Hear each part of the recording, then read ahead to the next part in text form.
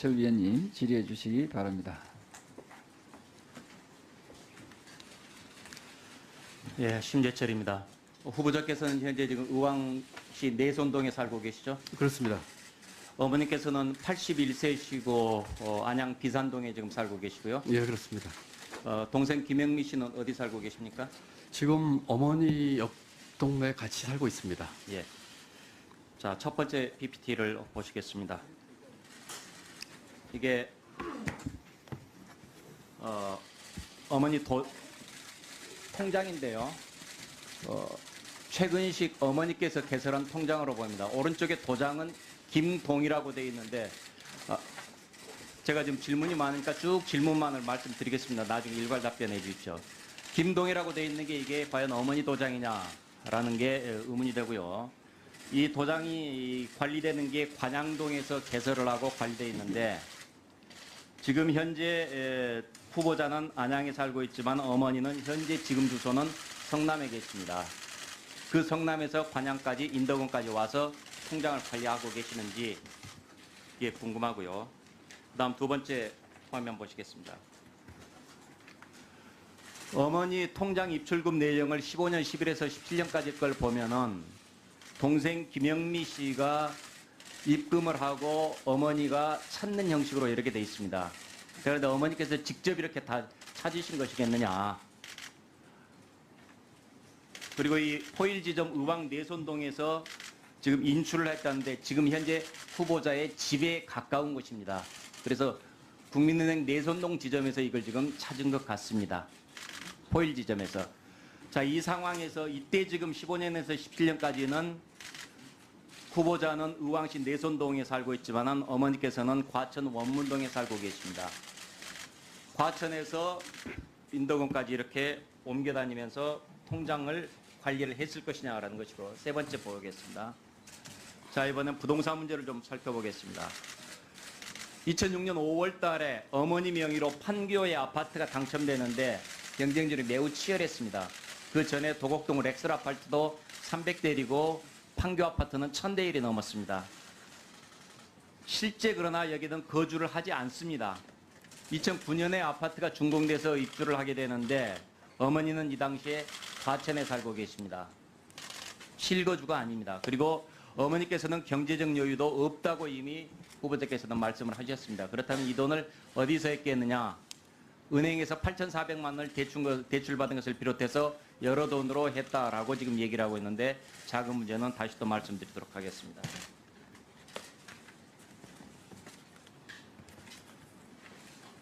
자, 후보자 본인은 지금 예금이 10억이 넘는다고 지금 보고를 하고 있습니다. 그런데 예금 10억 넘는 후보자가 경제력도 없으시고 실거주 목적도 없는 어머니의 명의로 분양받는 것, 실거주 목적이 위배되면은 이건 부동산 실명제 위배됩니다. 그리고 공개된 내용들을 08년에서 11년까지는 어머니 재산은 공개했지만은 12년 이후에는 공개를 하지 않습니다. 08년에서 11년까지 재산 공개 상황을 보면은 그 당시 본인께서 후보자께서는 어머니 재산은 몇백만 원 수준이다라고 말씀을 하시는데 이렇게 됐고요. 그리고 자, 그렇다면은 12년 이후에는 공개를 안 하는데 왜 공개를 안 하실까? 혹시 본인이 부양 안 해서 그런가라고 했는데 지금은 부양 안 하시죠? 지금은 그 여동생이 그렇죠. 생활비를 내드리고 있지만 예. 저희 알겠습니다. 형제가 넷입니다. 예, 예. 같이 공동으로 모시고 그래서 있다고. 직접적인 부양은 안 하고 있었는데도 지금은 어머니 부양 공제를 지금 받고 계십니다. 계속해서 줄줄이 말씀드리겠습니다. 판교 아파트에 분양받을 때 분양가가 4억 1천인데 후보자께서는 대출했다, 빌렸다, 임대보증금을 받았다, 자녀 지원을 했다라는데 대출금 1억 3,600이라고 했는데 신안에서 대출받은 근거는 지금까지 통장에서 8,400밖에 없습니다. 그럼 나머지 돈은 어디서 받았느냐? 이것도 궁금하고요. 임대보증금 1억 6천을 임대보증금을 받아서 했다라고 하는데 아파트를 분양받기 전인데도 임대보증금을 받는다? 이건 말이 안 됩니다. 그리고 마지막 말씀드리겠습니다. 차용증에서도 문제가 있는데 차용증이 석 장이 제출이 됩니다. 그리고 10월 31일에는 임대보증금 일부 반환 충당용이라고 얘기를 하는데 모자지간에 차용증을 쓴다는 것도 좀 차용증은 채권자가 보관을 하게 마련입니다. 근데 이 채무자가 이것을 차용증이라고 제출해 주면 왜 그랬을까? 그리고 이게 지금 채무를 내가 이렇게 확실하다라고 입증했다 된다면은 그 입증본이 복사본이 사실이라는 것을 원본필 도장을 하든지 간인을 하든지 뭘 해야 될 텐데 그런 흔적도 없고요. 그 다음에 이 차용증이라는 게 원래 채무자가 이게 가지게 마련인데 이게 지금 차용증에다가 지금 다시 말씀드리겠습니다. 용도를 지금 차용증에다가 기재를 했는데 왜 기재를 했을까? 일반적인 차용할 때 돈 빌릴 때는 내가 어디에 쓰겠다. 그럼 빌린 사람 많은데 왜 용도를 썼을까라는 것이고 이 석장 중에서 딱 2장에만 나오고 한 장에는 용도가 안 나옵니다. 그건 또 차용하면 왜 날까라는 것이고 그리고 임대보증금 일부 반환 충당력이라고 나오는데 10월 31일 날 보증금 그 전에 이미 보름 전에 14일 날 월세 주고 월세 5천을 월세를 임대 보증금을 이미 5천을 받았습니다. 그런데 무슨 보증금을 반환하는 용이다. 이게 도대체 말이 안 됩니다. 자, 그랬다면은 세입자가 보증금을 안 받고 방을 빼준다? 이것도 지금 이해가 안 갑니다. 다음 들어온 사람의 보증금을 받아서 그 돈을 받고 나가는 것이 상례입니다. 이런 여러 가지 점들에 대해서 의문점들이 참 많습니다. 말씀해 주시면 예, 그 답변을 드리겠습니다. 그 심재철 의원님께서 말씀하신 그 순서대로 제가 답변을 드리겠습니다. 그 우선 참고로 그 저희 형제가 넷이 있는데 그 중에 셋이 돌림자를 동자를 씁니다. 셋이 같은 김동하는 돌림자를 씁니다. 그렇기 때문에 어머니가 일찍 그 아버지가 돌아가신 뒤에 형제들이 어머니를 모시려고 하는 그런 마음으로 쭉 같이 이제 이렇게 그 힘을 모아 왔었죠. 도장도 그 자식들 간에 그 같은 자를 쓰는 김동자 도장을 쓰는 그런 점이 있습니다. 어머니는 지금 연세가 82인데 저희 어머니는 무학입니다. 글자를 잘 못 읽으십니다. 그리고 그 눈이 굉장히 어두우세요. 그래서 저와 저희 막내가 늘 어머니 옆에서 같이 살았습니다. 아까 인도건과 그 과천시 얘기를 하셨는데 차로 불과 5분 거리입니다. 항상 적어도 일주일에 아마 한 번, 두 번 이상 저희 처와 저희 여동생이 어머니를 만나고 모든 그 은행을 같이 가고 목욕도 같이 가고 늘 밥을 먹습니다. 그런 건으로 인해서 저희 집사람과 저희 아내와 저희 여동생이 늘 어머니와 이렇게 교제를 하고 있다는 말씀을 좀 드리고요. 그래서 도장 문제는 그렇고요. 관양동 문제도 그렇게 이해하시면 좋을 것 같습니다. 그 아까 저 판교 아파트에 대한 말씀을 하셨는데 아까 1000대1이라고 말씀하셨는데 제가 알고 있기로는 그 당시에 그 분당에 거주를 하셨기 때문에 1000대1은 아마 일반 분양이었을 거고 아마 분당 쪽은 그보다는 훨씬 낮았던 것으로 그렇게 생각이 듭니다. 예금이 10억인데 어머니에게 빌린 것에 대해서는 의원님께서 보신 것처럼 그렇게 보실 수 있는 측면이 있다는 것을 저도 이제 가만히 생각해보니까 그 이해가 됩니다만 우선은 예금돼 있는 만기 그 전에 이제 소외가 있을 때 빌린 점도 있었고요. 또 하나는 그것보다는 저희가 어머니가 갖고 있는 돈을 그 빌려서 그 이자라고 하면 좀 그렇습니다만 조금 좀 여유 있게 용돈을 드리는 개념으로 해서 했던 것입니다. 그렇기 때문에 그 이자 쪽으로 드리는 것 외에 플러스해서 또 만날 때마다 이렇게 자주 용돈을 드리고 이런 식으로 하고 있지요. 그래서 지금 저도 여러 가지 이제 문제를 제기하셔서 이거를 이렇게 할 게 아닌가 보다 하는 생각을 지금은 합니다만 그 당시에는 자연스럽게 어머니에게 그 통장으로 돈을 보내드리고 또 만날 때도 용돈을 드리고 하는 그런 개념이었습니다. 차용증 문제 얘기를 하셨는데요. 사실 모자와 그 모녀간의 뭐 차용증이 글쎄요 별로 필요가 없지 않겠습니까? 제가 24년 동안 공직자로서 재산 등록을 했습니다. 그렇기 때문에 이런 재산 문제에 있어서 제가 조금 더 빈틈없이 하기 위한 약간의 결벽증이 있습니다. 아까 차용증을 왜 본인이 갖고 있느냐고 말씀하셨는데 제가 갖고 있는 것은 사본이었고요. 어머니께서 드렸습니다. 어머니께서는 필요 없다고 하시는데 일부러 만들어서 드렸고 심지어는 빌릴 때 용도까지도 제가 일부러 써놨습니다. 나중에 제가 쭉 재산 등록을 24년 해왔기 때문에 이 문제에 대해서 명확하게 좀 제가 기억을 하고 있고 또 기록을 해놔야겠다 이런 생각이었습니다. 그 12년 이후 고지 문제에 대해서는 제가 오랫동안 어머니를 모셨습니다. 말씀드린 것처럼 저희 어머니가 혼자 되신 지 50년이 되셨습니다. 오랫동안 모시다가 제가 공직생활 하면서 외국 생활을 3번 정도 할 때가 있었습니다. 공부할 때, 또 월드뱅크 근무할 때. 그럴 때 저희 동생들이 제가 외국 가 있을 때 이렇게 모시곤 하곤 했었지요. 그래서가 분당에 계실 적에는 저희 남동생이 쭉 살면서 모셨고요. 그 이후는 여동생이 모셨습니다. 그러다가 제가 요번에 이제 그 어머니 재산 그 등록을 고지 거부한 것은 이번에 한 것이 아니고 이미 제가 예산실장 때부터 그렇게 했습니다. 왜냐하면 그 당시에 이미 여동생이 매월 고정급으로 생활비를 드렸고 물론 저나 다른 동생들도 같이 이제 그 용돈 겸 생활비를 드렸습니다만 여동생이 고정적으로 통장에 드렸기 때문에 공시자윤리법에 의해서 일정한 금액 아마 제 기억으로 한 7, 80만 원 되는 거 기억을 합니다만 넘으면은 고지 거부를 할 수 있고 하기 때문에 어머니 연세는 높고 하시기 때문에 별 생각 없이 제가 자연스럽게 이렇게 했던 것입니다.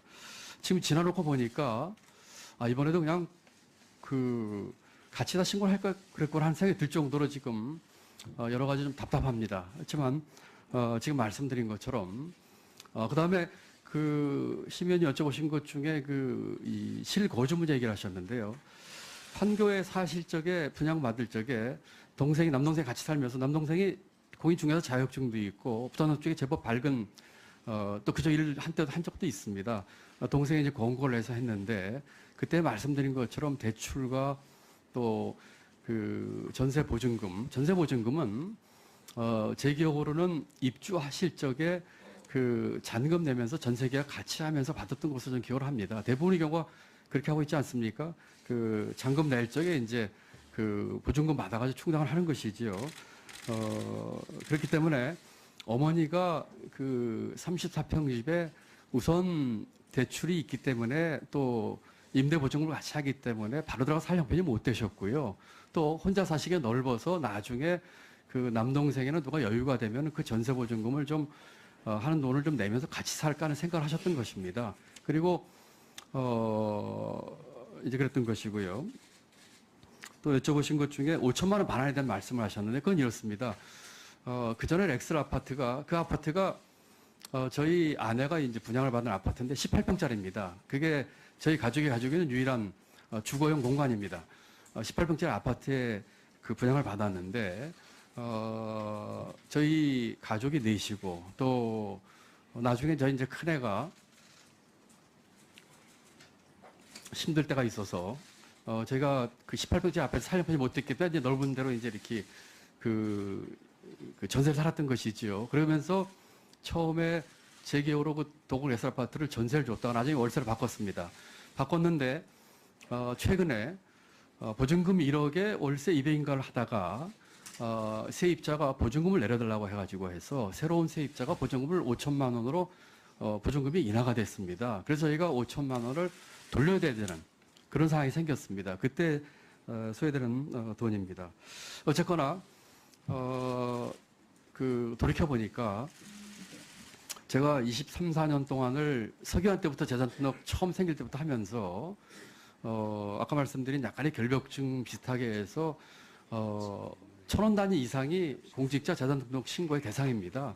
그렇기 때문에 추호도 이 의혹이 없게끔 하기 위해서 모든 것을 완벽하게 갖추려고 애를 썼습니다. 예를 들어서 판교집 도곡 렉슬 집사람이 저희 처가 분양받을 적에도 제가 그때 미국에 있으면서 집사람이 부업을 했었습니다. 그때 받은 소득을 제 재산 등록 신고서에 보면은 제 예금 어디에, 그때는 이제 미국에 있었으니까 여기에 얼마는 집사람이 미국에서 번 돈 이렇게까지 기재할 정도로 철저하게 했습니다.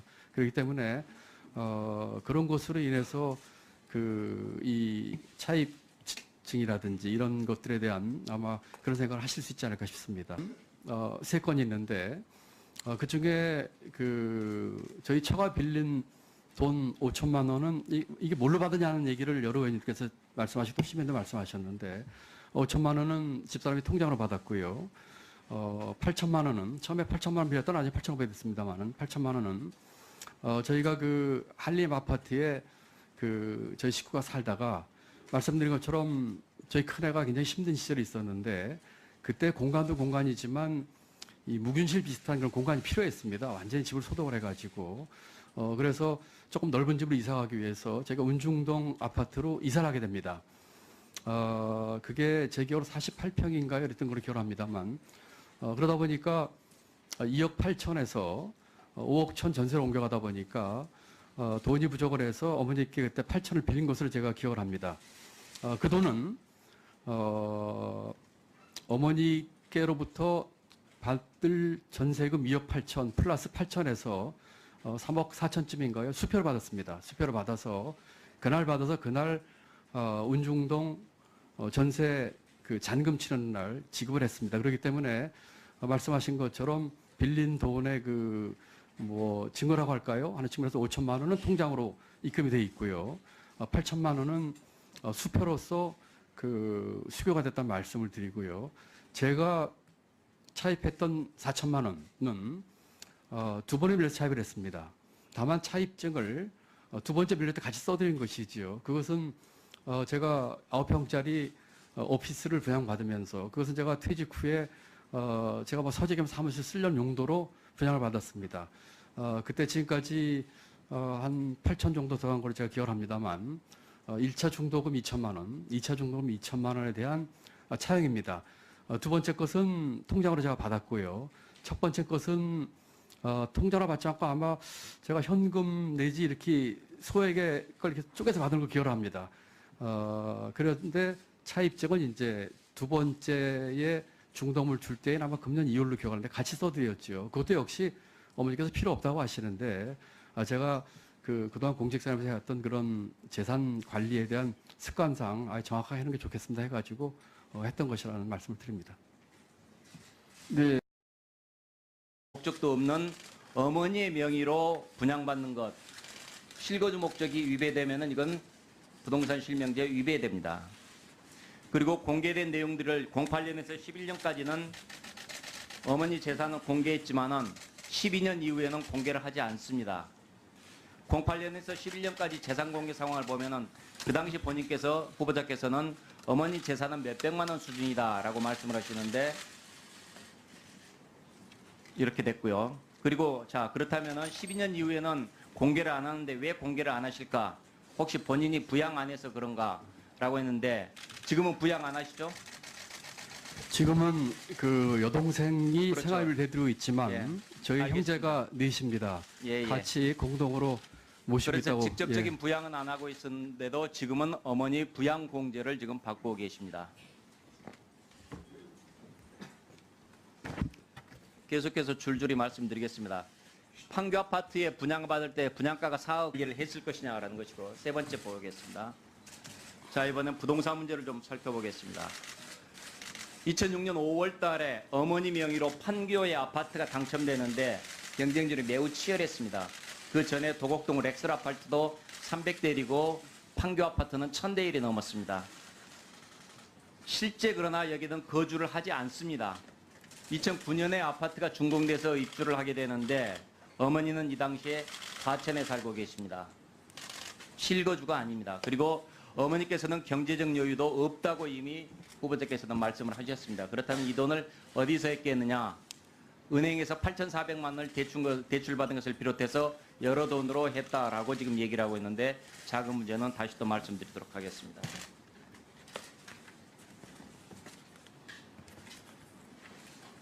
자, 후보자 본인은 지금 예금이 10억이 넘는다고 지금 보고를 하고 있습니다. 그런데 예금 10억 넘는 후보자가 경제력도 없으시고 실거주 철 위원님 질의해 주시기 바랍니다. 예, 심재철입니다. 후보자께서는 현재 지금 의왕시 내손동에 살고 계시죠? 그렇습니다. 어머니께서는 81세시고 안양 비산동에 지금 살고 계시고요. 예, 그렇습니다. 동생 김영미 씨는 어디 살고 계십니까? 지금 어머니 옆 동네에 같이 살고 있습니다. 예. 자, 첫 번째 PPT를 보시겠습니다. 이게 어머니 통장인데요. 최근식 어머니께서 개설한 통장으로 보입니다. 오른쪽에 도장은 김동이라고 되어 있는데 제가 지금 질문이 많으니까 쭉 질문만을 말씀드리겠습니다. 나중에 일괄 답변해 주십시오.